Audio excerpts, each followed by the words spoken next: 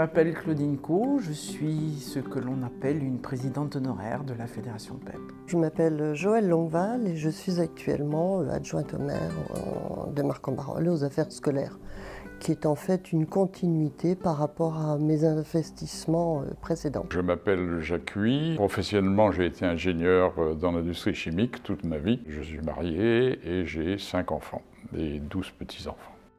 Je m'appelle Jean-Marie Schleré, je suis père de 2 enfants. J'ai passé quelques années à l'Assemblée nationale en tant que député, puis conseiller départemental. Depuis 20 ans, j'ai la présidence de l'Observatoire national de la sécurité des établissements d'enseignement et à ce titre, travaillons avec l'ensemble des organisations qui de près ou de loin sont engagées dans l'école au sens large, dont la PEP, qui participe non seulement à nos plénières, mais également à un certain nombre de nos commissions. J'avais envie, et j'ai toujours eu envie, de m'occuper de la scolarité de mes enfants. En 1975, j'ai adhéré à la Fédération des parents d'élèves de l'enseignement public. C'était la seule fédération qui répondait à mes critères de sélection, si je puis m'exprimer ainsi, c'est-à-dire une fédération vraiment très indépendante, libre vraiment de toute idéologie ou politique. Et puis, qui avait vraiment un credo, c'était l'intérêt des élèves. C'est vraiment un contrat moral que j'avais et que j'ai toujours avec notre fédération.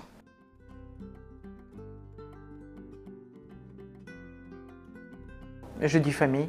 Famille. Un mot, famille.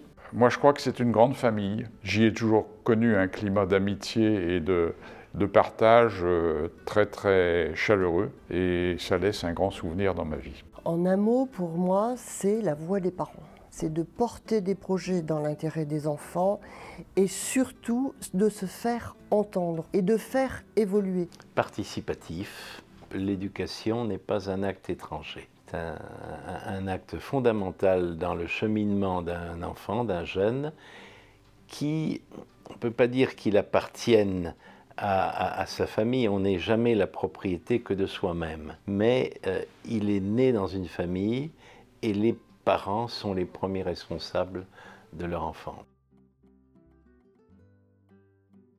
C'est notre fédération, c'est la plus ancienne. On est la première à avoir été créée.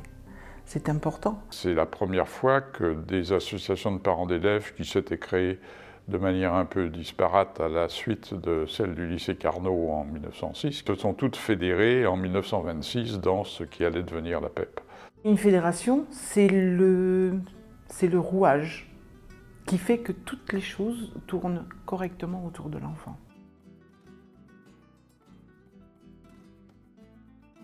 Le premier grand combat de la PEP, ça a été celui d'obtenir une représentation officielle. Les parents d'élèves ont commencé à être vraiment admis comme membres à part entière des conseils d'administration en 1968. Ça a été un des grands combats de la PEP, de mon prédécesseur, Antoine Lagarde déjà, de mon propre combat avec les équipes de l'époque pendant 6 ans. Quelques années plus tard, la PEP a présenté ses 52 propositions pour les rythmes scolaires et qui reste, je crois, la seule étude d'ensemble que je connaisse sur les problèmes de rythme scolaire à tous les niveaux de l'enseignement. On a travaillé aussi, c'était un document qu'on a édité sur le lycée du 21e siècle. On parlait déjà d'enseignement par module avec Jacques Huy. Nous nous sommes beaucoup battus du temps de ma présidence sur le problème de la lecture, en particulier au niveau du primaire. Une chose très concrète que la PEP a obtenue en 1983, non seulement les mentions qui avaient été supprimées sur le papier par décret ont été rétablies, et on les a même étendues à l'enseignement technologique qui ne les avait pas jusque-là. Tout le monde m'avait dit c'est un combat impossible. On a réussi à le faire. On a eu des congrès assez marquants qui nous ont permis à la fois de défendre le droit de l'enfant, l'intérêt des familles, sans perdre notre indépendance. Quand je dis notre indépendance, ça a été au moment du combat de l'enseignement libre. La PEP a toujours respecté et admis qu'il y avait un enseignement privé et que c'était le choix des familles. Nous avons tenu notre rôle en disant à tout moment, et notamment à Alain Savary, que l'éducation de l'enfant, c'était d'abord de la responsabilité des parents. Et ça a éclairé d'un jour nouveau. Ça a été, je dirais, pour l'histoire de l'éducation et pour la PEP, un moment important. Là, on est en 82, 83. La PEP a toujours travaillé avec tous les gouvernements, de n'importe quel bord. On a été à l'écoute de ce qu'éventuellement ils voulaient, mais eux n'ont pas toujours été à l'écoute de tous les dossiers que la PEP a proposés à ces gouvernements. On a réussi à s'imposer comme, comment dirais-je, un élément incontournable de l'éducation. Et qu'une réforme, il y en a eu beaucoup et pas toujours très heureuse, une réforme ne peut aboutir que si elle a fondamentalement ouvert la discussion avec les principaux responsables des enfants que sont leurs parents eux-mêmes. Je crois qu'une fédération vivante doit effectivement proposer des choses au ministère et aux organes intermédiaires dans les conseils d'administration des lycées, et que c'est comme ça qu'elle joue pleinement son rôle et qu'elle est vraiment la représentation des parents d'élèves. Il faut qu'on soit présent. C'est vital. Et pour eux, mais pour nous aussi.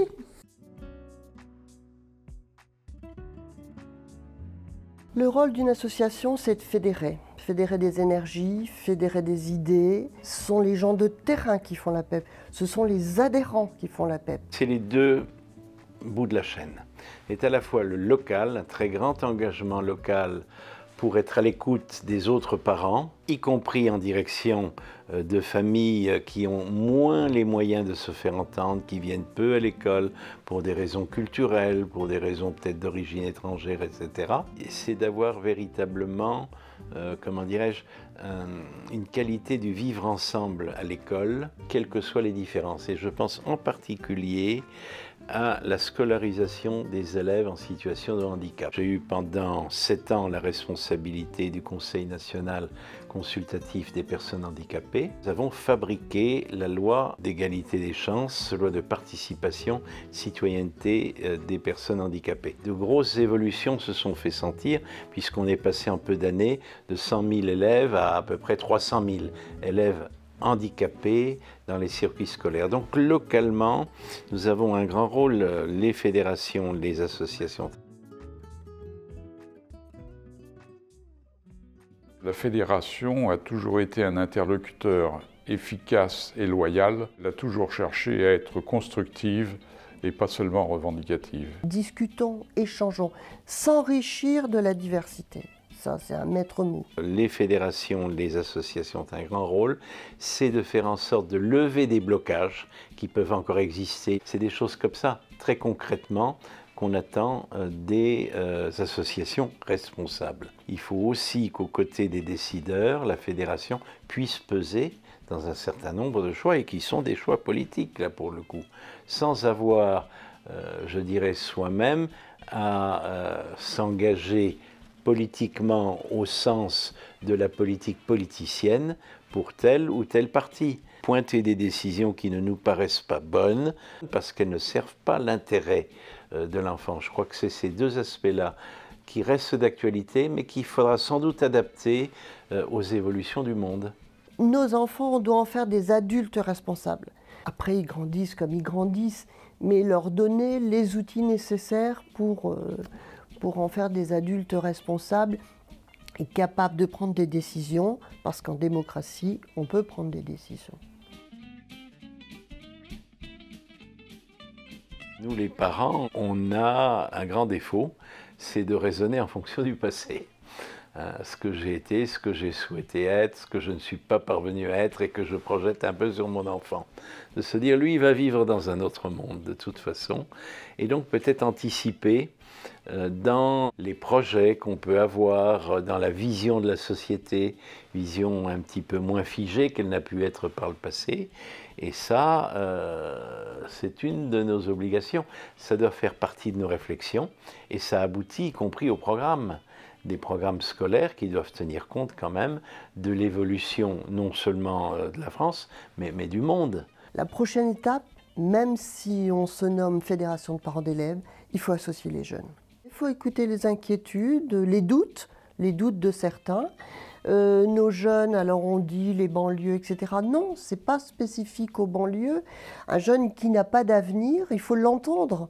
Il faut l'entendre et essayer de trouver des solutions.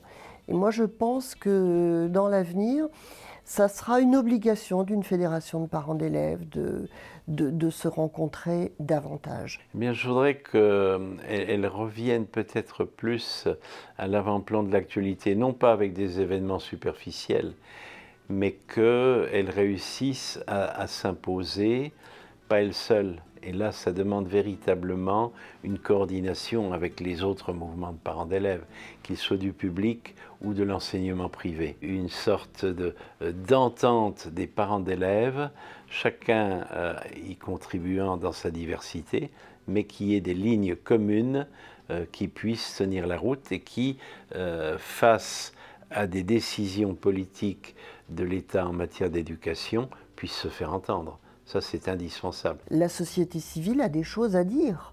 Donc ça fait partie de la société civile. Et il ne faut pas forcément être technicien de l'éducation nationale pour pouvoir parler de l'école. Hein, et heureusement. Donc je pense que on entend démocratie participative. Et ben, allez, chiche, je dirais. On n'est plus à l'époque où il faut se poser la question, est-ce que l'informatique va entrer dans l'école? Elle est dans nos vies, elle est dans nos professions, elle est dans l'école. Mais il faut l'utiliser à bon escient. Je pense que les associations de parents d'élèves ont un rôle aussi dans voilà, l'utilisation de ces nouveaux outils. C'est une grande famille, la PEP. Voilà, ça fait partie de moi. La PEP fait partie de moi. La PEP, c'est la force proposante, c'est la liberté politique et syndicale et l'indépendance. Et ça, c'est important. Ce qui est fabuleux, c'est que je prenne toujours autant de plaisir parce que j'ai travaillé comme ça à la PEP, parce qu'on travaillait, quoi. Mais vraiment, dans l'intérêt des enfants, je pense que c'est plus du travail. On apporte notre petite pierre. Et ce que j'ai appris à la PEP, quand je vous disais j'ai grandi avec ces gens que j'ai rencontrés, eh bien, je m'en sers encore aujourd'hui. La PEP, la fédération PEP a 90 ans. J'aimerais encore vivre dans 90 ans pour faire les 180 ans. Alors oui, bon anniversaire à la PEP, mais bon anniversaire à tous les adhérents à notre fédération. Parce que sans eux, la PEP n'existerait plus.